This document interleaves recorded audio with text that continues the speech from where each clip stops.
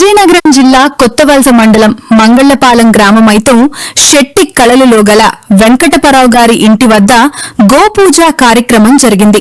ముఖ్య అతిథిగా విజయనగరం జిల్లా ఇన్ఛార్జ్ గోసేవ ప్రముఖ రమేష్ గారు రావడం జరిగింది. మరియు కొత్తవలస ఖండ గోసేవ ప్రముఖ నోముల రవి గారు, బీజేపీ సరగోడ త్రినాథ్ గారు, జగన్ దంపతులు, కోరిబెల్లి లక్ష్మణరావు దంపతులు మరియు గ్రామ పెద్దలు పూజలో పాల్గొన్నారు.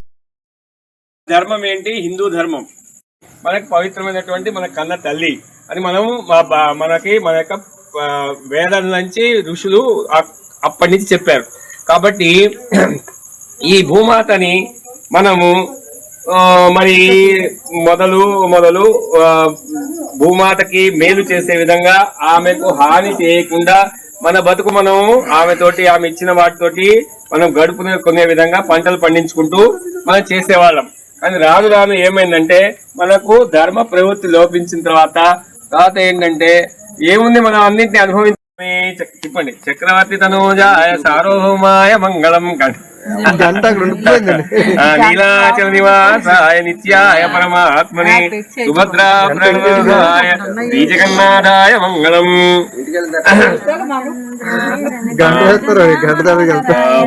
శ్రీయకాంతాయ కళ్యాణ నిధే దినాం శ్రీ వెంకట నివాసాయ శ్రీనివాసాయ మంగళం. ఉమాకాంతాయ కాంతాయ కామితార్థ ప్రదాయినే శ్రీగిరీశ. దున్నిన తవ్విన తొక్కిన చెక్కిన దోషములెంచదు భూమాత. ఏ మరుపాటుతో గుంజకు కట్టిన కోపము చేయదు గోమాత. భూమాత జై గోమాత, గోమాత జై భూమాత. ఎరువు మట్టికి వాన నీటికి నమస్కారం చేస్తున్నా. భజన చెప్పండి. మట్టికి వాన నీటికి దున్నిన తవ్విన తొక్కిన చెక్కిన దోషములెంచదు భూమాత.